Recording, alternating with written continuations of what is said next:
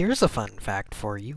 I love breakfast food. I mean, I guess it's not surprising. I don't know if I've met anyone that doesn't like breakfast food. It's delicious. I love a good plate of eggs, sausage, and some hash browns, all topped off with Cholula hot sauce, of course, because, well, I don't know really, I just think it's delicious. Okay, so why am I talking about breakfast food? Because of a little-known restaurant chain called Waffle House. I'm from the southern US. I'm sure it's clear by my voice, at least to an extent. So I have seen these places around, in all their black and yellow glory. No, not like that black and yellow. I'm not talking about that. I will admit I've never been to a Waffle House, but I don't think that means I'm not qualified to talk about the subject. Oh yeah, the subject of the video. I should say that part now. The subject, of course, is the Great Waffle House Survival Index. TM, but not really TM, just like kind of for effect. Okay, look, I'll be honest with you, this video isn't just about the index. It would take all of 2 seconds to tell you about that. No, that won't do. I may not get ad revenue yet, but I'll be damned if this isn't longer than a YouTube short. It's time to bring out the big guns. It's time for a history lesson. The first Waffle House opened on Labor Day in 1955. The restaurant, founded by Joe Rogers Sr. and Tom Faulkner, held the motto of Good Food Fast, or Fast Good Food, looking at this other sign, but I like the former better, so Good Food Fast. Also, that's what their motto is today, so, you know. The name Waffle House came from the fact that waffles were the most profitable item on the menu, so they figured if they put waffle in the name, it would encourage customers to buy some. The restaurant first opened as a place for the men's friends and families, but quickly grew in popularity. Soon afterwards, another one opened up, then another, and then another, and so on. Bonus fun fact, by the way, I didn't really have a good segue for this, but in the early days, Waffle House got a license to serve Chick-fil-A sandwiches at their locations. But people stopped ordering their food and just got the sandwiches, so they decided to stop selling them since it wasn't working out how they hoped.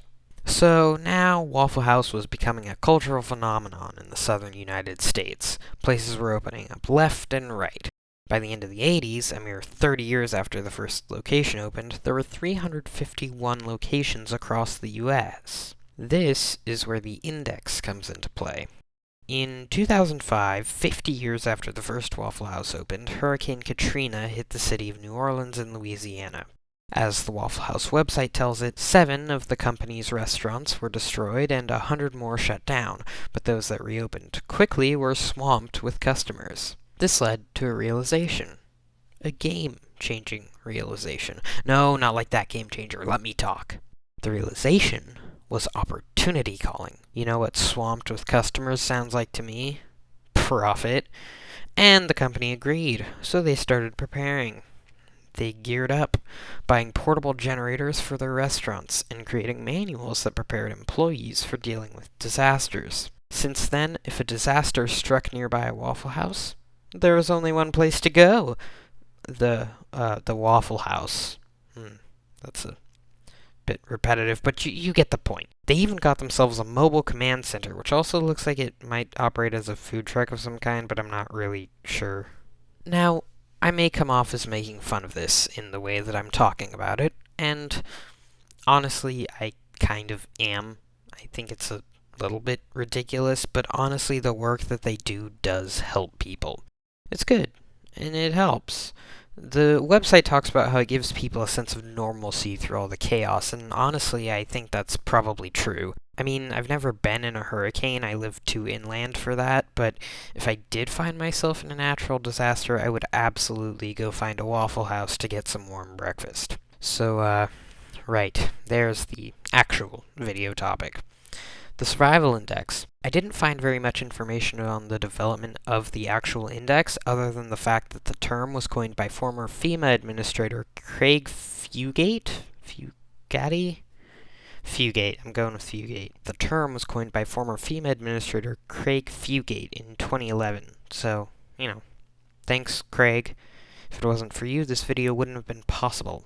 The index itself is actually pretty simple. It works in 3 tiers, denoted as green, yellow, and red. The green tier means that everything is great.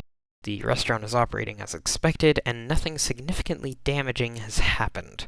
The yellow tier means that the restaurant is serving a limited menu and may not have power. Pretty much something has happened, but as expected, the Waffle House is back up and running and working with what they've got.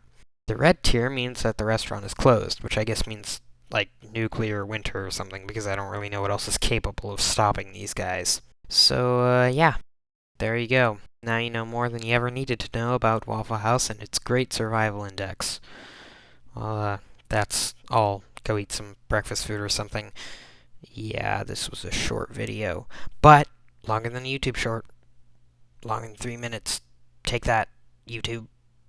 I don't know. I'm F11, and you can exit full screen now.